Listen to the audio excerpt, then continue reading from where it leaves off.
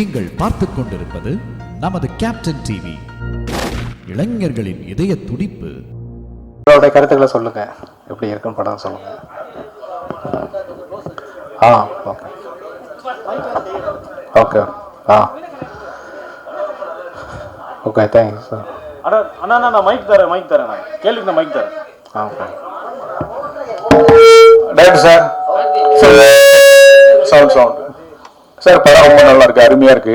ரொம்ப நன்றி. இந்த படம் எப்படி உருவானது, எங்கெங்க எடுத்தீங்க, இந்த நாட்டை பத்தி சொல்லுங்க, நீங்க யார்கிட்ட ஒர்க் பண்ணீங்க, அதை பத்தி கொஞ்சம் விரிவா சொல்லுங்க. நான் ஃபர்ஸ்ட் அர்ஜுன் சார் கிட்ட ஒர்க் பண்ணேன், பரசுராம் மதராசி. அப்புறம் சரண் சார் கிட்ட வட்டாரம் படம் ஒர்க் பண்ணேன். அதுக்கப்புறம் அப்படியே முயற்சிகள் போயிட்டே இருந்துச்சு. இப்போ நம்ம படம் பண்ணியிருக்கோம் சார். ஃபர்ஸ்ட் எல்லாருமே அதானே அசிஸ்டன்ட் ஆக்டர்னால பெரிய ஒரு ஹீரோ வச்சு பண்ணணும், கமர்ஷியல் படம் பண்ணணும்னு சொல்லி தான் நம்ம எல்லாருமே அதுக்கான முயற்சிகள் தான் போயிட்டே இருக்கோம். அது அப்படியே தள்ளி போய் சரி நம்ம ஒரு சின்ன பட்ஜெட்டுக்கு நமக்கு தெரிஞ்ச ஒரு விஷயத்த நம்ம செய்வோம் அப்படிங்கிறதான் சரி நம்ம ஊரில் போய் நம்ம நல்லா நம்ம வாழ்வியலில் படம் பண்ணுவோம் அப்படின்னு சொல்லிட்டு நான் அதுக்கான கலைகள் தேடல் இருக்கிற போது தான் தெரிஞ்சுது நாம் எவ்வளோ தூரம் எவ்வளோ விஷயங்களை நம்ம மிஸ் பண்ணிக்கிறோம் அப்புறம் தான் தெரிஞ்சுது. ஏன்னா நம்ம வாழ்க்கையில் பின்னாடி சாதாரணமாக கடந்து வந்துடுவோம் ஒரு விஷயத்த. ஒரே ஒரு சம்பவம் தான் எனக்கு ரொம்ப மனசை உலுக்கி எடுத்துச்சு. அது ஒரு சின்ன சம்பவம் தான். எப்படின்னா ரொம்ப வெள்ளந்தியான மனிதர், எப்படி அந்த காட்டுக்குள்ள போய் வேலை செய்வாரு, தோட்டத்துக்குள்ள வேலை செய்வாரு, மற்ற எந்த வெளி உலக அறிவு கூட அவர் கிடையாது. போவாரு, காலையிலிருந்து சாயந்தரம் வரைக்கும் அந்த காட்டுக்குள்ள வேலை செய்வாரு, வந்துருவாரு. மானாவாரி தான், மானாவாரி இல்லைனாலும் அந்த கல்விகளை பொறுக்கி போட்டு அப்படியே அவரு அந்த நிலத்தை தவிர எதுவுமே தெரியாது. அப்படிதான் அவர் விளந்தியா வாழ்ந்தாரு. ஒரு இடத்துல அவங்களுடைய பசங்க 2 பசங்க பெருசாகி அவங்க ஒரு இடத்துல சரியா வேலைக்கு போகாம ஒரு இடத்துல அந்த நிலத்தை வித்துறாங்க. இது கூட அவருக்கு தெரியாது. ஏன்னா அவர் கூட்டிட்டு போய் விசிட் ஆஃபீஸில் கூட்டிட்டு போய் விட்டுருவாங்க. கூட்டிட்டு இந்த மாதிரி கடனாகி போச்சுப்பா, நீ கையெழுத்து போடு அப்படின்னு சொல்றாங்க. அப்போ கூட அவரு அப்படியா அப்படின்னு சொல்லிட்டு கையெழுத்து போட்டு வந்துடுறாரு. வீட்டுக்கு அது எப்பவும் போல மறுபடியும் அந்த நேரத்துலயே போய் மறுபடியும் வேலை செய்யறாரு. வாங்கினோமோ சரி ஏதோ சரி கொஞ்ச நாளைக்கு எப்படிதான் இருப்பாரு அப்படின்னு சொல்லிட்டு விட்டுறாங்க. ஆனா தொடர்ந்து அதை அந்த நேரத்திலேயே அவர் வேலை செஞ்சுட்டே இருக்காரு. ஒரு இடத்துல அந்த நேரத்தை விட்டு அவர் வரல. கிட்டத்தட்ட எனக்கு தெரிஞ்ச ஒரு 10 வருஷம் அந்த நேரத்திலேயே இருந்தார். கிட்டத்தட்ட அந்த கிராமத்துல இருந்து ஒரு 4-5 கிலோமீட்டர் இருக்கும். நம்மளால இன்னைக்கு 1 கிலோமீட்டர் போனாலே அவ்வளவு பயமா இருக்கும். அந்த 10 வருஷம் அந்த ஒரு பெரிய கள்ளிச்செடி இருக்கும், அதுக்குள்ளேயே படுத்துக்குவாரு. அதுக்குள்ளேயே அந்த நேரத்துக்குள்ளேயே இருப்பாரு. ஈரமான நேரத்தை பத்தி பேசுவார். இவ்வளவு விளைஞ்சது அவ்வளவு விளைஞ்சது, நீங்க அவ்வளவு எடுத்துட்டு போங்க, இவ்வளவு எடுத்து போங்க. நைட்டு 12-1 மணி வரைக்கும் கத்திக்கிட்டே இருப்பாரு. வீட்டுக்கே வரல. சாப்பாடு கொண்டு போய் வைப்பாங்க, ஒரு சாமி சாப்பிடுவாரு, இல்லை சாப்பிட மாதிரி இந்த மாதிரி அவர் ஒரு இடத்துல மனப்பித்தலாகி அந்த நேரத்திலேயே இருக்காரு. ஒரு நாள் பார்த்தீங்கன்னா அந்த சத்தம் வரல. எல்லாம் போய் பார்க்குற போது நிலத்தை செத்து கிடப்பாரு. ஸோ அந்த மனிதனோட கதை தான் நம்ம சொல்லணும்னு சொல்லி நம்ம அந்த கதை பண்ணியிருக்கேன். இப்போ நினைச்சா எனக்கு அது ரொம்ப உலுக்கி எடுக்கும். நம்ம என்னதான் கற்பனையா சில விஷயங்களை செஞ்சாலும் நம்ம மறுவிக்குமா வழியா, ஆனா உண்மையதான் நம்ம இன்னும் நல்லா உலுக்கி எடுக்கும். அந்த சமம் எப்பவுமே எனக்கு ரொம்ப உலுக்கி எடுக்கும். ஸோ அந்த மனிதனுடைய கதை தான் நான் செய்யணும், பதிவு பண்ணணும் அப்படின்னு சொல்லிட்டு இந்த படம் கதை பண்ணேன். இந்த படத்தை விருதுகளுக்கு ஏதாவது அனுப்பிச்சிருக்கீங்களா? அனுப்பிச்சிருக்கேன் சார். ஓகே, இந்த படத்தோட கதாநாயகன் மிஸ்டர் கணேசன் தானே அந்த நல்ல பாடலாக நடிச்சவர்? பரோட்டா முருகேசனா? அவர் வரலையா? இல்லை சார், அவர் ஏதோ கொஞ்சம் அந்த மலேசியாவில் ஏதோ கொஞ்சம் ப்ரோக்ராம் இருக்கிறனால அங்கே இருக்காருனால வர முடியாமல் போயிடுச்சு. சரி, ஓகே, வாழ்த்துக்கள். Okay, thank you sir. Sir director sir, படம் ரொம்ப நல்லா இருக்குது. ஆனால் அந்த டைட்டில் நீங்கள் சொல்கிறப்பே சொன்னீங்க, ஒண்டி முனியும் நல்ல பாடம். நல்ல படம். ஆமாம். ஆனால் டக்குன்னு படிக்கிறதுக்கு நானே இங்கிலீஷில் டைட்டில் வந்தப்போ நல்லா பாடணும் அப்படிங்கிற மாதிரி தோணுச்சு. கொஞ்சம் ஏதாவது மாற்றிருந்தா இன்னும் கேட்கல. அது எனக்கு அது உண்மையாலுமே அது நானும் கூட உணர்ந்தேன். நம்ம இன்னும் கொஞ்சம் எளிமையாக கொஞ்சம் டைட்டில் வச்சு இருந்திருக்கலாமோ அப்படின்னு சொல்லி. என்னன்னா அந்த நம்ம எழுதுற போதும் சரி, நம்ம அந்த பார்த்த விஷயங்கள் அந்த மனிதனோட வாழ்ந்த போது கடைசியில் என்ன அந்த என்ன சொல்றதுன்னா அந்த கேரக்டர் நம்மளால வெளியே வர முடியல. அந்த அந்த மனிதனை நான் பார்த்து அதை எழுதுற போதும் சரி, நம்ம படமாக்கும் போதும் சரி, அதை அப்படியே நம்ம உள்வாங்கிறதுனால எனக்கு அது ரொம்ப ரிலேட்டடா இருந்துச்சு. அந்த நல்ல படம் விட்டு என்னால் வெளியே வர முடியல. அந்த தாக்கத்தில் வச்சது தான் அந்த டைட்டில். அது மாதிரி படத்தில் வந்து சார் நல்லா காட்டிருக்கீங்க. ஆனால் பண்ணையார் தான் 2 பண்ணையாருங்கிறீங்க. உங்க பக்கம் வழக்கம்னு நினைக்கிறேன். பண்ணையார் அந்த சைடுல பண்ணாடியோட மனைவிகளுமா வேலையை வாங்கிட்டு கூலி கொடுக்காம அனுப்புவாங்க. அந்த அளவுக்கு காட்டணும். இல்ல இது இன்னுமே அது வந்து என்ன எதுவுமே எங்க கற்பனை கிடையாது. நான் அங்க ஒரு கேரக்டர் அப்படிதான் இருந்தாங்க. அவர் என்னன்னா வட்டிக்கு விடுவார். அவர் வந்து அந்த பண்ணாடி வந்து என்னன்னா வட்டிக்கு விடுவாங்க. நீங்க காலையில சாயந்தரமோ மதியமோ போனீங்கன்னா வட்டி தர மாட்டாரு. ஈவினிங் காலையில் 7 மணிக்கு போகணும். அவர் தோட்டத்தில் வேலை செஞ்சுட்டு இருப்பார். அவரோட சேர்ந்து நீங்கள் வேலை செய்யணும். சாயந்தரம் வரைக்கும் வேலை செய்யணும். அப்படி யார் எத்தனை பேர் வேலை செய்யணும்? ஒரு நாளைக்கு 10 பேர் அந்த தோட்டத்தில் வேலை செஞ்சுட்டு இருப்பார். 10 பேர் வேலை செய்வாங்க. சாயந்தரம் கூட்டிகிட்டு போய் வட்டி கொடுப்பாரு. ஃப்ரீயாக வேலை வாங்கிப்பார். இது வந்து உண்மையாக நடந்த ஒரு விஷயம் தான். எல்லாருக்குமே தெரியும் அந்த கிராமத்தில். அதான் அந்த கேரக்டர் கொண்டு வந்துடல. Correct sir. எல்லா பண்ணையாரும் அப்படியே எங்கள் ஊர் பக்கம் கொஞ்சம் நல்ல பண்ணையார்களும் இருக்காங்க சார். எல்லாருக்கும் நம்ம இருக்கோம். நம்ம அப்படி இருக்கிறவங்களையும் நமக்கு காமிக்கணும் இல்லையா, சொல்லணும் இல்லையா? அதுதானே சுவராசியமாக இருக்கும். அதே மாதிரி கதை ரொம்ப நல்லா பண்ணிருந்தீங்க. நீட்டாக இருந்தது. இதே மாதிரி ஒரு கதை பார்த்துருக்குறோம். ஆனால் இந்த மாதிரி இல்லை. இது எக்ஸ்ட்ரானரியாக இருக்குது. ஆனால் ஒரே ஒரு இடத்துல கதை அதை ஃபீல் பண்ணிட்டீங்களா நீங்கள்? ஏன்னா இந்த பையன்களோட சேர்ந்து 2 வீலரில் சுற்றுறாங்க ஃப்ரெண்ட்ஸுங்கெல்லாம். ஆனால் அப்போல்லாம் எங்கள் வீட்டு டம்ளரில் நீ குடிக்கணும்னு ஆசைப்பட்டு இறந்து அவங்க தான் உசிப்பு விடுறாங்க. டே வால் பார்க்குது வால். ஊரில் கிராமத்தில் வந்து பக்கத்து கிராமத்து பொண்ணு கூட யார் என்னங்கிறது தெரியும். அது சினிமாட்டிக்காக இருந்தது. அதை யோசிச்சிங்களா நீங்கள்? இல்லை சார். அது என்னன்னா இப்போ எங்கே அவங்க பிரிக்கிறாங்க அப்படின்னா அந்த நிலத்தை பற்றி பேசிகிட்டு இருக்கிற போது அந்த தாசில்தாரும் பெரிய பண்ணாடியும் பேசிகிட்டு இருக்கிற போது அந்த இவங்க பேசிகிட்டு இருக்கிறது வந்து அந்த நிலவடனோட பையன் வந்து கவனிச்சிருவான். அப்போ கவனிச்சுனா அவனுக்கு ஒரு வேட்டி வைக்கிறேன் அப்படின்னா இவனை எப்படி பிரிக்க வைக்கிறது அப்படிங்கிற போது அந்த பசங்களுக்கிட்ட வந்து அந்த ஜாதியை சொல்லி பிரிச்சுட்டான் அப்படிங்கிறக்காக தான் அந்த வச்சிருக்கோம். ஏன்னா எல்லாத்துமே சுயநலம் தானே. சுயநலம் எங்கே வரும்போது அந்த ஜாதி அது ஏதோ ஒரு ஜாதியை வந்து கருவியாக நம்ம பயன்படுத்திட்டோம்ல. இல்லை ஒண்டி முனியும் நல்லா பாடணும். நல்ல ஒரு தலைப்பு. இப்போ லேட்டஸ்ட்டாக பார்த்தீங்கன்னா கூழாங்கல், இந்த கொட்டுக்காளி, ஜமா அந்த வரிசையில் வந்திருக்கு. ஓகே, நன்றி சார். ஸோ நீங்கள் ஃபஸ்ட்டு டிஓபியை எப்படி செலக்ட் பண்ணீங்க? ஏன்னா அவருடைய கண் இதில் நல்லா வேற லெவலில் விஷுவல் காமிச்சிருக்காரு. சில இடங்கள்லாம் மலை மாதிரி காமிச்சிருக்காரு. சில ஷார்ட்ஸ்லாம் அவ்வளோ அழகாக பண்ணியிருக்காரு. நீங்களா கேட்டிங்களா அவரா ஃபிக்ஸ் பண்ணல? 2 பேருமே நல்லா டிஸ்கஸ் பண்ணிட்டோம். ஏன்னா கிட்டத்தட்ட அந்த நம்ம வந்து கதை பண்ணிவிட்டு அங்கே போய் கிட்டத்தட்ட ஒரு 2-3 மாதம் அங்கே வந்து லொக்கேஷன் சர்ச் பண்ணோம். அதில் தேடி அங்கே அந்த லொக்கேஷன் நம்ம எப்படி காமிக்கணும் அப்படின்னு சொல்லி 2 பேருமே மொபைல்லேயே ஃபஸ்ட்டு அந்த ஷார்ட் எல்லாம் கம்போஸ் பண்ணி பார்த்தோம். இந்த இடத்துல இருந்து இப்படி காமிக்கணும் அப்படின்னு சொல்லி அவரும் நானும் டிஸ்கஸ் பண்ணி தான் அந்த ஷார்ட்டை கம்போஸ் பண்ணோம். படம் முழுக்க கதை ட்ராவல் சூப்பராக இருக்குது. அந்த ஆடு போகிறது எல்லாமே. Okay sir. எந்த இடத்துலையும் சாங் வைக்கணும்னு தோணவே இல்லையா? இல்லை, எனக்கு இது சாங் வேண்டான்னு தான் தோணுச்சு. ஏன்னா ஒரு வாழ்வியலான ஒரு படத்தில் வந்து நம்ம வந்து ஒரு கமர்ஷியலாக சாங்கோ இல்லை ஃபைட்டோ வேண்டாம் அப்படிங்கிறதுனால தான் நான் அதை தவிர்த்துட்டேன்.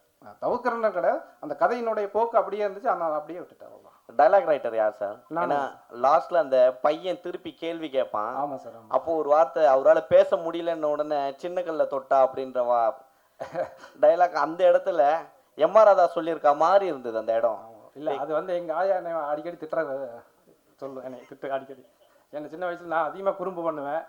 அப்போ எங்கள் ஆயா வந்து என்னை அடிக்கடி அந்த மாதிரி சொல்லும். நிறையா சொல்லிருக்கு. இந்த படத்தில் நீங்கள் நீங்கள் நாத்தியத்தை சொல்கிறீங்களா? அது நாத்திகம் அப்படின்லாம் இல்லை சார். நாத்திகம்னு கிடையாது. இருக்கிறது என்ன நம்ம வந்து நேச்சர் நம்ம என்ன தோணுதோ அந்த அப்படிங்கிற அது அப்படிதான் வச்சுருக்க வழியே. நான் நாத்திகமோ இல்லை ஆத்திகமாவோ போகல. இல்லை, நீங்கள் பகுத்தறிவாக நம்ம பண்ணியிருக்கோம். கிடா வெட்டுறதை தப்புன்னு சொல்கிறீங்களா, ரைட்டுங்கிறீங்களா? கிடா வெட்டுறது வந்து அது வந்து நம்ம நம்பிக்கை தான் சார். கிடா நம்ம சாமி கும்பிட்றது நல்லதா இல்லை கெட்டதாங்கிறது வேறு விஷயம். நம்ம ஒவ்வொருத்தருடைய நம்பிக்கை தான் அது. இந்த படத்தில் நீங்கள் என்ன சொல்லிடுறீங்க? கிடா வெட்டுறது தப்புன்னு சொல்றீங்க. இல்லை, கிடா வெட்டுறது நான் இல்லை. அது என்ன விஷயம் நான் சொல்ல வந்திருக்கேன்னா கடைசியில் வந்து இயற்கை தான் எல்லாத்துக்கும் முன்னே நிற்கும். கடைசியில் கிடா வெட்டப்பட வேண்டியது கிடா கிடையாது, கெட்ட மனிதர்கள் தான். அதுதான் அவங்க சொல்லுவாங்க.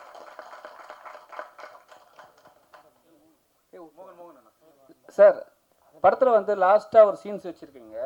இது வந்து உண்மை சம்மந்தம் எடுத்தப்பட்ட படமா? ஏன்னா இதனால தான் வந்து அரசாங்கமே தடை பண்ணாங்க இந்த கிடா வெட்டுற விஷயம். கோயிலில் வந்து ஒரு விஷயம் நடக்கும்போது குடிச்சிட்டு சண்டை போட்டு அவங்களுக்கு வெட்டிக்கிறாங்கன்ட்டு. ஸோ வந்து அது மாதிரி வந்து ட்ராவல் ஆகுன்னு நினச்சிங்களா? இல்லை சார். இப்போ நீங்கள் இந்த எல்லாமே வந்து அந்த சம்பவங்கள் எல்லாமே வந்து நான் பார்த்த எனக்கு நடந்த விஷயங்கள் தான். இந்த கொலை வெட்டுற விஷயங்களோட பார்த்தீங்கன்னா எங்கள் தாத்தாவுக்கு நடந்தது தான். எங்கள் தாத்தா வந்து அப்போ வந்து படிப்பறிவு இல்லாதனால கொஞ்சம் படிப்பறிவு அந்த சமயத்தில் இருக்கிற போது என்னென்னா எங்கள் தாத்தாவுக்கிட்ட சொல்லி அந்த நிலத்துல வந்து ஒரு குளம் வெட்டிட்டாங்க. அப்புறம் ஒரு கட்டத்தில் தெரிஞ்சது இல்லை அது அவங்க நிலத்துல தான் வந்தது, அவங்க தாத்தாவுக்கு வந்து படிப்பறிவு இல்லைங்கிற போது இந்த நிலத்தை அந்த விஓவும் தாசில்தாரையும் கைக்குள்ளே போட்டு அவங்க மாதிரி செஞ்சுட்டாங்க அப்படிங்கிறது அப்புறம் ரொம்ப நாள் கழிச்சு தான் எங்களுக்கு தெரியும். அந்த சம்பவங்கள் எல்லாமே நான் கோர்த்து தான் எதுவுமே வந்து இதில். ரெண்டாவது வந்து அந்த கோயில் வந்து உண்மையாலுமே அந்த ஆதிக்கமாக்குறவங்க அந்த இருக்கிற பண்ணாடிங்க வந்து அவருக்கு இவங்கெல்லாம் சாமி கும்பிட்டு கூட சரி, இன்னொன்று வந்து எங்கள் நிலம்னு சொல்லிட்டு கம்பி வேலி போட்டாங்க, பென்சிங் போட்டு உள்ளே போகக்கூடாது அப்படின்னு சொல்லிட்டாங்க. ஆனால் அதில் என்னென்னா 2-3 பேர் அந்த கிடா வெட்டணும் அப்படிங்கிறது வந்து உண்மையாகவே நடந்துச்சு. ஏன்னா எங்கள் தோட்டத்துக்கு ஆப்போசிட்டில் இருக்க தோட்டத்தை அவர் கிடா வெட்டிட்டு அதை வெட்டணும் ரொம்ப நாளாக பண்ணிட்டு தான் கோர்ட்டு கேஸு அப்படின்னு சொல்லி போயிட்டே இருந்துச்சு ரொம்ப நாள். அப்புறம் என்ன நடந்துச்சுன்னா ஒரு கட்டத்தில் என்னென்னா அவங்களுக்குள்ளேயே அந்த பங்காளிக்குள்ளே சண்டையாகி ஒன்றுக்கு அடிச்சுக்கிட்டு கோர்ட்டுக்கு போயிட்டாங்க. இல்லை அது நான் இது கொஞ்சம் கற்பனைக்காக என்ன, கடைசியில் வந்து அவங்க என்ன இவங்களே தனியாக ஒரு இடத்த சூஸ் பண்ணி இவங்களோட இடத்துல வச்சு ஒரு கடை வெட்டிக்கிட்டாங்க. அந்த சார் டேரக்டர் சார், அது மாதிரி 2 வில்லன்களையும் எங்கே சார் பிடிச்சிங்க? அந்த கார்த்திகேசன் சார் நமக்கு தெரியும், ஒரு படம்லாம் நடிச்சிருக்கிறாரு. அந்த இன்னொரு வில்லனும் அவருக்கு ஈக்குவலாக டஃப் கொடுத்தாரு. அதே மாதிரி அந்த டயலாக்லாம் ஆமாம் நீ வந்துட்டாலும் கிழிச்சிருவோம் மாட்டேங்கினா அந்த மாதிரி அந்த வீட்டு லேடியே பேசுறது ரொம்ப பிரமாதமாக இருந்தது இயற்கையாக. ஓகே சார், அது நீங்கள் சொல்லி வாங்கினீங்களா அவங்களே அப்படி நடிச்சாங்களா சார் அந்த அளவுக்கு? இல்லை சார், எல்லாமே அந்த அந்த வட்டாரத்தில் இருக்கிறவங்க தான் நடிகர்கள் எல்லாமே. கார்த்திகேசனும் சரி, அந்த லக்னேஷ் மீனாவும் சரி, கோயம்புத்தூர் வட்டாரம் தான். ஏன்னா அவங்களுக்கு நம்ம சொல்கிற போது ஈஸியாக புரிஞ்சுக்கிட்டாங்க. அதே மாதிரி இந்த ஹீரோ ஹீரோயின் அவரை சில படத்தில் பார்த்துருக்கோம். அந்த ஹீரோயினும் ரொம்ப பிரமாதமாக பண்ணியிருக்கிறாங்க. எனக்கு வந்து நான் ஸ்கூலில் படித்தப்போ இந்த மாதிரி பண்ண வாழ்த்தனங்கள்லாம் ஞாபகம் வந்துடுச்சு. அதே இங்கே கூட ஒரு தவறான ஒரு புரிதல் இருக்குது. ஏதோ ஒடுக்கப்பட்ட ஜாதி லவ் பண்ணாதான் வந்து சண்டை போடுவாங்கன்னு. ஈக்குவல் ஜாதி லவ் பண்ணாலுமே ஒத்துக்க மாட்டாங்க. ஏன்னா இல்லை அதை நான் இங்கே ஏன் உங்களுக்கு சொல்கிறேன்னா, நான் ஹெட்மாஸ்டர் பையன் ஸ்கூலில், நாம் ஒரு லவ் பண்ணுவோம். ஆனால் நமக்கு ஈக்குவலான ஜாதிக்காரனே என்ன என் அண்ணன்ட்ட வந்து சொல்லி மிரட்டிட்டு போயிருக்கான். அந்த லவ் அதோட விட்டேன் நான். ஆனால் இங்கே படங்கள்லாம் காட்டப்படுறது இந்த ஜாதி இவங்க லவ் பண்ணாதான் ஒத்துக்க மாட்டாங்கன்னு. எல்லா ஜாதியுமே வேற ஜாதியில் லவ் பண்ணால் ஒத்துக்க மாட்டாங்க. அதை அழகாக காட்டியிருந்தீங்க, எந்த ஜாதின்னு குறிப்பிட்டு சொல்லாமல். வாழ்த்துக்கள். சார் சார் இங்கே ஆக்சுவலாக படத்தில் வந்து அந்த லவ் பண்ணுற சீன் காமிச்சிருக்கீங்களே, அது எல்லா பெண்களும் அந்த மனநிலையில் தான் இருக்குன்னு நினைக்கிறீங்களா? இருக்கிற ஜென்ரேஷன்ஸ்லாம் இப்போ வர பெண்கள்லாம் ஒரு பைக் புதுசாக எடுத்துகிட்டு வந்து அவங்க லவ் பண்ணணும், நீ காமிக்கிற விதம் வந்து பெண்களை கொஞ்சம் தவறாக காமிக்கிற மாதிரி இல்லையா? இல்லை, அது எல்லா பெண்களுமே அப்படி நம்ம சொல்ல முடியாது கண்டிப்பாக. பட் நான் காலேஜில் படித்தபோது உண்மையில அதான் நடந்துச்சு. நான் நடந்து போயிட்டு பஸ்ஸில் இறங்கி போவேன், என்னை பார்க்க மாட்டாங்க. என்னை விட சுமாராக இருப்பான், அவன் பைக்கில் வருவான், அவங்களோட பிக்கப் பண்ணிட்டு போயிடலாம். என்ன பார்த்தா பைக்கு தான் முதன்மையாக இருக்கும். ரொம்ப கஷ்டம் அந்த காண்டில் வச்சோம் சார். சார் இந்த படத்தில் சார் ஹீரோ வந்து அவர் எப்படி செலக்ட் பண்ணீங்க? அவர் வந்து சின்ன சின்ன கேரக்டர் பண்ணிட்டு இருந்தார், புரோட்டா கோடு போடுறவர். அது மாதிரி ஒவ்வொருத்தரையும் இந்த ஒவ்வொரு வரி சொல்லுங்களேன், யார் யார் நடிச்சிருக்காங்க பேருன்னு. எல்லாருமே நல்லா பண்ணியிருக்காங்க, கொஞ்சம் அறிமுகப்படுத்தி. முதல்ல அந்த ஹீரோ சொல்லிடுங்க. ஹீரோ வந்து விஜயன் சார். விஜயன் அவர் வந்து கூத்துப்பட்ட ஆர்டிஸ்ட்டு.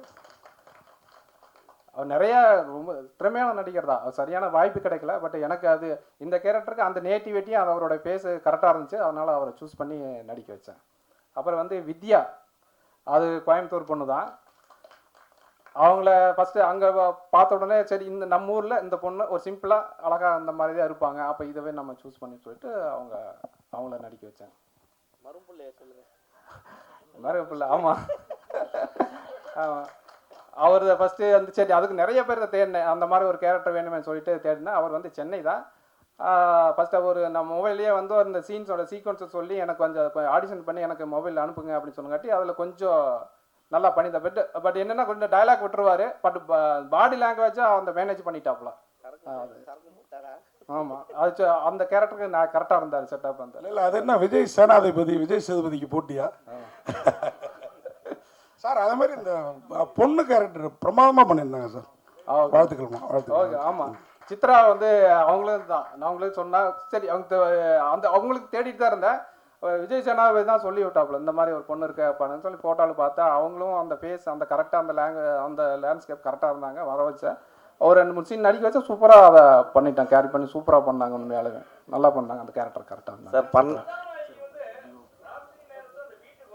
ஆமாம். இல்லை சார், இப்போ அவங்க என்னன்னா இவனுடைய சூழ்நிலை புரிஞ்சுக்கிடுச்சு. இப்போ நம்ம என்ன அப்பா வந்து எப்படியாவது அந்த கிடாய் வெட்டணுங்கிற தவிப்பு இருந்துட்டு இருக்காரு. இப்போ மறுபடியும் நம்ம இந்த பொண்ணை கூட்டிகிட்டு போயிட்டா மறுபடியும் பெரிய பிரச்சனையாகும், சண்டை வரும் அப்படிங்கிறக்காகவே சரி இப்போதைக்கு நம்ம வேண்டாம் இப்போ சுச்சுவேஷனுக்கு அப்படிங்கிறக்காக அப்பாவோட நிலைமைக்காக வந்து நான் வரல, இப்போ வந்து கிடா வெட்டுறது தான் எனக்கு முக்கியங்கிறதுனால தான் அந்த கிடாய்க்கு எடுத்து புள்ள போடுறேன். அந்த பொண்ணு வந்து அண்டர்ஸ்டாண்ட் பண்ணிவிட்டு சரி வேண்டாம்னு சொல்லி திரும்பி போயிடுறான். பராட்டா முருகேசன் வந்து ஆக்சுவலாக இன்றைக்கி வர இருந்துச்சு, அவருக்கு ஏதோ ஷெட்யூல் வந்து இந்த மலேசியாவில் இருக்கிறதுனால வர முடியாமல் போச்சு. நல்லா பண்ணினார், நிறையா கஷ்டப்பட்டு அந்த கல் முழுக்கெல்லாம் செருப்பு போடாமையே ஓட வச்சு எல்லாம் ரொம்ப கஷ்டப்பட்டு நல்லா லைவாக பண்ணார். உண்மையாலும் மிகப்பெரிய உழைப்பு தான் வருது சார். கண்டிப்பாக வில்லம் பண்ணையார் இருக்கார்ல. ஆமாம் சார், வில்லம் பண்ணையார் வந்து அடுத்தடுத்த படத்தில் ஹீரோவை பண்ணிட்டு இருக்காரு. ஆமாம் சார், அவரை போய் ரொம்ப இதாக இப்போ விக்கெல்லாம் வச்சு விஜய் ரேஞ்சுக்கு நடிச்சிட்டு இருக்காரு சார் அவரு. அவர் நல்லா பண்ணாருங்க. ஃபஸ்ட்டு வந்து சும்மா முறுக்கிட்டு நின்னார், இந்த நாட்டாமையில மாதிரி இதெல்லாம் பேசுறீங்க. அங்கே நம்ம ஊரில் எப்படி வந்து நிற்பாங்களா, நம்ம பண்ணாடினா எப்படி சிம்பிளாக வருவாங்க. எதையும் வந்து எதிர்த்தோ அதட்டியோ இல்லை வந்து வேலை வாங்க மாட்டாங்க. ரொம்ப தட்டி கொடுத்து பணிவாக தட்டி கொடுத்து வேலையை வாங்கிடுவாங்க. அந்த மாதிரி தான் அங்கே இருப்பாங்க. அதனால் நீங்கள் எதுவும் பண்ணாதீங்க, கேஷுவலாக அங்கே எங்கே இருப்பாங்களோ அதே மாதிரி பண்ணுங்க அப்படின்னு சொல்லி அவரை பண்ண வச்சார். அவர் வில்லன் கேரக்டர் அப்படின்னு சொன்னோடனே நான் நினச்சிட்டேன் நம்ம சரத்குமார் சார் மாதிரி சேரன் பாண்டியன் மாதிரி அடிசுமா அப்படி பாடியெல்லாம் ஏற்றிக்கிட்டு அப்படி ஜம்முன்னு போயிடுவோம், அப்படி நெப்போலியன் சார் மாதிரி இப்படி நிற்கலான்ட்டு நான் அப்படியே போய் நின்று அப்படி முறுக்கிக்கிட்டு, சார் அதெல்லாம் நீங்கள் பண்ண வேண்டாம், இப்படி தொங்க விடுங்க, அந்த எப்படி இருந்தேன்னா இப்படி ஆன மாதிரி இப்படி ஆகிடுங்க. நான் எப்படி தான் இப்போ பார்த்தீங்கன்னா இல்லையா, நான் எப்படி இருந்தேன் அந்த அப்போ லாரா படத்துக்கு அந்த டைமில் பண்ணும்போது போலீஸ் கேரக்டர் இருக்கும்போது நான் அப்படி பண்ணேன். இல்லை நீங்கள் அப்படிலாம் பண்ண வேணா, வடிவேல் செய்வார் மாதிரி இல்லைங்களா, சாரி விவேக் இப்படி இருந்தால் நான் இப்படி ஆன மாதிரி நீங்கள் இப்படி இருங்க அப்படின்ட்டாரு. அதனால தான் இப்படி இருப்பேன். வேறு ஒன்றும் இல்லை. Thank you sir. இயக்குனர் சார், சொல்லுங்கள் சார். சொல்லுங்கள் சார். இப்போ பார்த்தீங்கன்னா ஒவ்வொரு சமூகத்துக்கும் வந்து பல குலதெய்வங்கள் இருக்குது. ஆமாம். ஆனால் வந்து ஒரு பண்ணையார் நிலத்தில் இருக்கிற ஒரு குலதெய்வத்தை வந்து அந்த சமூகத்தை சார்ந்தவங்க வந்து அவங்க அந்த கோயிலில் தான் எக்ஸாக்டாக போயிட்டு இந்த கிடா வெட்டணும்னு நினைக்கிறது வந்து எந்த விதத்தில் நியாயமாக நீங்கள் வந்து இதை பண்ணியிருக்கீங்க? இல்லை அவங்களுக்குன்னு ஒரு குலதெய்வம் இல்லையா? இல்லை, குலதெய்வமே அதுதானங்க. ஒண்டி முனிங்கிறது வந்து அவங்க காலங்காலமாக வந்து அதை தானே இது வணங்கிட்டு வர்றாங்க. இல்லை அவங்க நிறைய பண்ணையார் 2 பண்ணையார் அவங்க ஒரே இதாக காட்டுறீங்க. ஆமாம். இங்கே வந்து இவங்க வந்து ஒரு ஒடுக்கப்பட்ட சமூகத்தை சார்ந்தவங்க ஒருத்தவங்களை காமிக்கிறீங்க. அவங்களுக்கும் ஒரு குலதெய்வம் இருக்குது, இன்னொருத்தவங்களுக்கும் ஒரு குலதெய்வம் இருக்குது. இப்போ அந்த குலதெய்வத்தை தான் 2 பேரும் எப்படி சரிசமமாக கும்பிடுறாங்கன்னு நீங்கள் எப்படி காட்டுறீங்க? இல்லை, சரிசமமாக கும்பிட்றதுன்ட்டு இல்லை. அவங்க வந்து என்னென்னா அந்த ஆதிக்கம் அந்த என்ன சொல்லுவாங்கன்னா ஊரில் வந்து அந்த அதை வந்து அந்த இது சொல்லுவாங்க, அந்த கோயிலை பார்த்து கோயிலினோட அந்த தர்மகர்த்தா மாதிரி இப்போ வந்து அவங்க தான் இருப்பாங்க. நீங்கள் எல்லா ஊர்லேயுமே போய் பாருங்கள், அந்த இவங்க தாழ்த்தப்பட்ட கோயிலாக இருந்தாலும் அதுக்கு தர்மகர்த்தா யாருன்னு பார்த்தீங்கன்னா அங்கே இருக்கிறவங்க பெரிய பண்ணாடிக்கா அந்த மாதிரி பெரிய அவங்க தான் கணக்கு வழக்கு பார்ப்பாங்க, எல்லாமே செய்வாங்க. இன்னும் ஊரில் அப்படி தான் இருக்காங்க. இல்லை அந்த நிலைமை அவங்களோடது தானே, நிலைமை அவங்களுக்கு தான். அந்த முன்னாடி ஆமாம், அவங்கள்ட்ட வந்து கல் அடிச்சிருக்காங்க. அவங்களுக்கு நிலைமை அவங்க நிலம் தான் இருந்துக்குது. ஒரு கட்டத்தில் அவங்க நிலம் கைவிட்டு போய் அந்த சாமியும் அவங்க கிட்டே கரெக்டாக சொல்லுங்க. அதுக்காக சார் கடைசியா எங்கெங்க ஷூட்டிங் எடுத்தீங்க? ரொம்ப நல்லா இருந்த லேண்ட்ஸ்கேப்பு. அப்புறம் அந்த குட்டி பையனை சொல்லுங்க, நல்லா பண்ணியிருந்தார். ஆமாம், அது என் பையன் தான், என் மகன் தான். ஆக்சுவலாக அவன் வந்து ஃபஸ்ட்டு வந்து நான் சொன்னாங்க ஒய்ஃபு சரி சொன்னாங்க இந்த மாதிரி அவனும் இன்ட்ரெஸ்ட் ஆகிறான் பண்ணி, இல்லை அவன் பயங்கரமாக குறும்பு பண்ணுவான், சொன்னால் கேட்க மாட்டான், வேண்டாம் நான் ஊர்லேயே ஒரு நல்ல பையனை பார்த்து பண்ணிக்கலாம் அப்படின்னு சொல்லி விட்டுட்டேன். சரி, அப்போ லீவும் போது வந்து சும்மா ஷூட்டிங் பார்க்க வந்தால் சரி பண்ணுறா ஒரு சீனு அப்படின்னு சொல்லி காமிச்சு அவன் பார்த்தா நல்லா பண்ணால் கடைசியில் பார்த்தா நான் கட்டு சொல்கிறக்குள்ளேயே அவன் கட்டு சொல்லிடுவான். அப்புறம் அவங்க நடிக்கிறதுக்கு முன்னாடியே பாப்பா அவங்க நல்லா நடிக்கிறப்பா கட்டு சொல்லுப்பான்ருவான். அந்த மாதிரி அவன் அப்புறம் ஏன் ஆடுக்கெல்லாம் க்ளோஸ் வைக்கிறீங்க, எனக்கே க்ளோஸ் வைக்கல அப்படின்னு கேட்பான். அந்த அளவுக்கு அவன் அதில் இன்ட்ரெஸ்டாக இருந்துச்சு அவனுக்கு. டைலாக்குமே பார்த்தீங்கன்னா அந்த லென்த் டைலாக் பேசுவாங்களா அது ஒரே டேக்கில் அடித்தான். அது எனக்கே போய் பார்த்து நானே சில சமயத்தில் இப்போ பேப்பர் பார்த்து என்னால் சில சமயத்தில் வந்து அந்த ஃப்ளோவாக சொல்ல முடியாது, ஆனால் அவன் ஃப்ளோவாக பேசினான். எனக்கு அது ரொம்ப ஆச்சரியமாக இருந்துச்சு. அது டப்பிங்லையும் அதே மாதிரி பேசினான். எனக்கு ரொம்ப அது ஆச்சரியமாக இருந்துச்சு, இந்த அளவுக்கு பண்ணுறாங்க. ஆமாம் சார், அது சார்.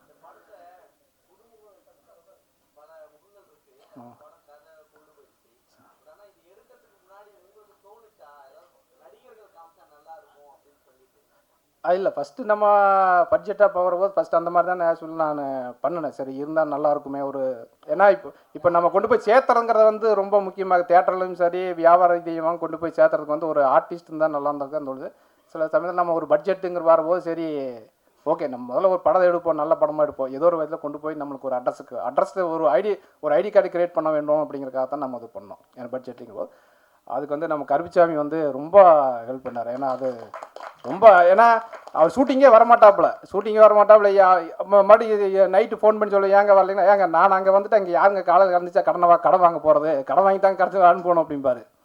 அந்த அளவுக்கு எனக்கு சில சமயத்தில் ஐயோ அது ஏன் அவர் கொண்டு வந்து மாட்டி விட்டோமே, ஐயோ தப்பாக போயிடுச்சோ அப்படின்னு சொல்லி கூட நைட்டு நான் ரொம்ப ஃபீல் பண்ணிக்கிறேன். ஆனால் அதெல்லாம் இல்லாமல் தொடர்ந்து வந்து அதை வந்து பண்ணி இந்த அளவுக்கு கொண்டு வந்து விட்டது வந்து மிகப்பெரிய எனக்கு நன்றி சொல்லணும்.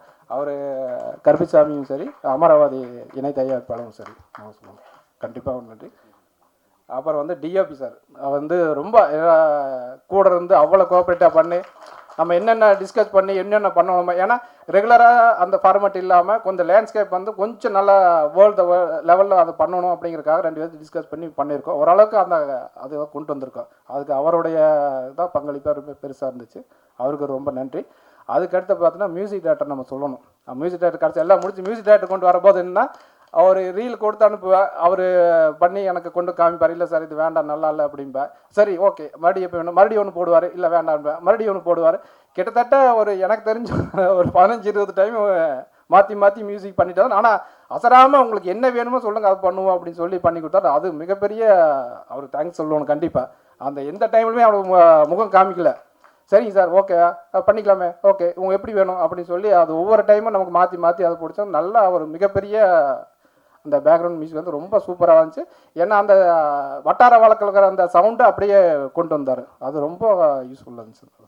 அது சரி. அப்புறம் எடிட்டர் சார் அவரும் படாத பாடு படுத்திருக்கேன். ஏன்னா போவோம் ஒரு வேஷன் போடணும். அப்புறம் நைட்டு காலையில் வந்து இல்லை வேண்டாம் சார் அந்த ஷாட்டு வேண்டாம் அது வேறு ஷாட்டு போய் போவோம் இல்லை இது வேண்டாம் அப்படின்னு சொல்லி கிட்டத்தட்ட மாற்றி மாற்றி மாற்றி மாற்றி பண்ணிகிட்டே இருப்பேன். அவர் என்னங்க அவர் சொல்லுவார் கூட நடிச்சவங்கள்ட்ட என்னங்க வராரு வந்து மறுபடி மாற்றி மாற்றிட்டே இருக்கிறாரு. கிட்டத்தட்ட ஒரு 6-7 மாதம் வந்து நம்ம அதை ஃபில்டர் பண்ணி கொண்டு வரும்போது அவரும் கூட இருந்து அவ்வளோ தூரம் ஹெல்ப் பண்ணார். உண்மையாலுமே அவருடைய பங்களிப்பும் மிகப்பெரிய இந்த படத்துக்கு வந்து சப்போர்ட் தான். டைரக்டர் சார் நீங்கள் வருத்தப்பட்டீங்க இந்த படத்தில் அதாவது கேட்டாரா அதனால சொன்னீங்க ஒரு பிரபல முகம் இருந்தால் பிஸ்னஸ்க்கு நல்லா இருக்கும்ட்டு. ஆனால் இந்த படத்தில் நடிச்சிருக்க அத்தனை பேரும் அடுத்தடுத்த படங்களில் இந்த படம் மூலயமா பிரபல முகமாவாங்க. உங்களுக்கும் பெரிய வெற்றி வாய்ப்புகள் அடுத்தடுத்து வரும். குறிப்பாக கேமராமேன் எடிட்டர் நடிச்சிருக்கிற அத்தனை பேரும் அந்த சின்ன பையன் தொடங்கி அதுக்கு மனசு தளர விடாதீங்க. பிரமாதமாக இருக்கு படம். வாழ்த்துக்கள். ரொம்ப நன்றி சார். வாழ்த்துக்கள் சார். வாழ்த்து. ஓகே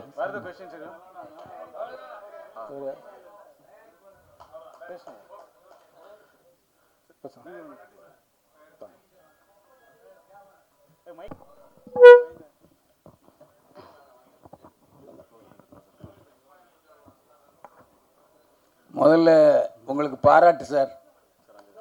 ரொம்ப நன்றிங்க. அதாவது சினிமாவை பற்றிய அறிவு உங்களுக்கு எந்த அளவுக்கு இருக்குது? நான் வந்து பார்த்தீங்கன்னா பரம்பரையாகவே எங்கள் சித்தப்பா வந்து நாடக டைரக்டரு. சொல்லப்போனால் அவர் லியாகத்துலியான் சார் கூட அங்கே ஒரு 3 இயர்ஸ் நம்ம சித்தப்பா வீட்டில் இருந்தார். நான் வந்து ஏழை ஜாதி படத்துக்கே வந்து அசிஸ்டன்ட் டைரக்டராக ஜாயின் பண்ணுறதுக்காக வந்து மிஸ் ஆகிடுது. ஜாயின் பண்ண முடியல. அவங்க பெங்களூர் ஷூட்டிங்கு போயிட்டாங்க. பார்த்தீங்கன்னா அந்தளவுக்கு வந்து எனக்கு நாடகமெல்லாம் வந்து சித்தப்பா நடத்திட்டு இருந்தார். அதுக்கு பெரிய ஒரு கதை அது அந்தளவுக்கு இருந்துங்க. இப்போ எப்படின்னா நானும் இவர் டைரக்டர் 2 பேருமே ரூம்மேட்டு சென்னையில் கிட்டத்தட்ட 2000க்கு முன்னாடி ஒரு 4-5 வருஷம் இருந்தால். அப்புறம் மேரேஜ் பண்ணுறதுக்கு லேட் ஆச்சுன்னு சொல்லிவிட்டு நான் வீட்டுக்கு போயிட்டேன். போனதுக்கப்புறம் இங்கே மேரேஜ் பண்ணிவிட்டு இங்கே வர முடியல. திரும்ப உரக்கடை வச்சு தொழில் பண்ணிகிட்ருக்கேன். அந்த பிஸ்னஸ் கொஞ்சம் இன்ட்ரெஸ்டிங்காக ஜாலியாக லைஃப் ஒரு வித்தியாசமாக போயிட்டு இருந்துச்சு. அப்புறம் ஒரு படம் பண்ணலான்னு சொல்லிட்டு ப்ரொடியூசர் தேடிட்டு இருக்கும்போது நம்ம அணுகுனார். பார்த்தா கிடைக்கல. சரி நம்மளே பண்ணிடலான்ட்டு பண்ணோம். அவர் அமராவதின்னு சொல்லிட்டு அவர் விவசாயி. அவர் நம்ம கடைக்கு வருவார்.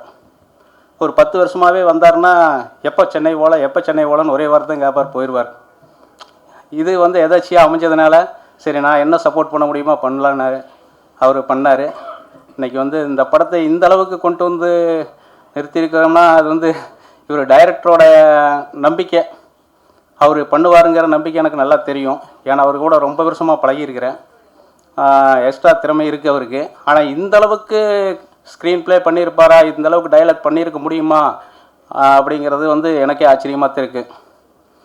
ரொம்ப சூப்பராக பண்ணியிருக்கிறாரு. அதுக்கு ரொம்ப நன்றியை தெரிவிச்சுக்கிறேன். உங்களுக்கும் மீடியா நண்பர்களுக்கும் பத்திரிகை நண்பர்களுக்கும் ரொம்ப நன்றி தெரிவிச்சுக்கிறேன். இதனுடைய எதிர்காலம் உங்கள் கையில் தான் இருக்குது. நீங்கள் உங்கள் சப்போர்ட் ரொம்ப தேவை. நன்றி. இதில் நீங்கள் போட்ட முதலீடை எப்படியாவது மீட்டலாங்கிற நம்பிக்கை உங்களுக்கு எப்போ வந்துச்சு? படம் வந்து உங்களுக்கு எடுக்கும்போது ஓரளவுக்கு நம்பிக்கை இருந்து, அதாவது போயிருங்கிற நம்பிக்கை இதெல்லாம் இல்லை. ஆனால் கண்டிப்பாக ஜெயிச்சிருவோங்கிறது தெரியும். ஆனால் இந்த அளவுக்கு வருங்கிறது எனக்கு தெரியல. இப்போ இந்த டப்பிங் பேசும்போது இதெல்லாம் வந்து அந்த டயலாக் டெலிவரியில் வரும்போதெல்லாம் சொல்லுவாங்க, இந்த எடிட்டிங் பண்ணும்போது படம் நல்லா வந்திருக்குன்னு சொல்லுவாங்க. சரி பரவாயில்ல ஏதோ வந்திருக்குது அப்படின்னு தான் நினச்சிட்டு இருந்தேன். அப்புறம் படத்தை போட்டு பார்க்கும்போது தான் தெரிஞ்சுது படம் ஓரளவு நல்லா இருக்குது, எல்லாத்துக்குமே பிடிக்கும். யாருமே பார்த்தவங்க யாருமே வந்து பிடிக்கலன்னு ஒருத்தர் கூட வந்து பிடிக்கலன்னு சொல்லிட்டு போகல. நல்லா இருக்குதுன்னு தான் சொன்னாங்க. ஒரு சிலர் வந்து ரொம்ப சூப்பராக இருக்குது அப்படிங்கிற மாதிரி சொல்லும்போது எனக்கு ரொம்பவே சந்தோஷமாக இருந்தது. ரொம்ப தேங்க்ஸ். ஓகே, அதான் question sir. Okay, thank you sir. ஒரு நிமிஷம். சாரி சார், ஒருத்தரை மிஸ் பண்ணிட்டேன். விகடன் வந்து நம்ம ரொம்ப அருமையாக நடித்தார் உண்மையாலுமே. விஜய் டிவியில் வந்து அடுத்த வடிவேலுங்கிற ஒரு ப்ரோக்ராமில் அவர் தான் வந்து பிரைஸ் வாங்கினார். அது ரொம்ப நல்லா பண்ணாப்புல, ரொம்ப திறமையான நடிகர். ஒரு நாளைக்கு கண்டிப்பாக வந்து பெருசாக வருவார். ரொம்ப நன்றி. Thank you. Okay, thank you so much.